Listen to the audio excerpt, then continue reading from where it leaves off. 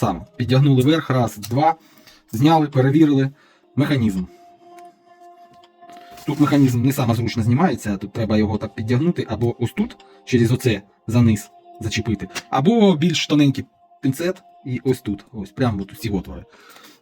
Все, зняли, перевірили. Так само, як розібратися, де тут ребриста сторона, ну і логіка. Тут перемичка, тобто він не зможе працювати так, як йому треба, а він мусить працювати ось так, тобто підіймати ліфт. Ось.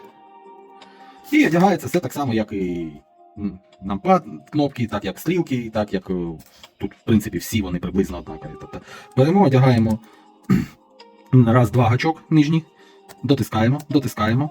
Все, механізм у нас стоїть на місці. Ось він. Беремо кнопку, направляючи надягнули.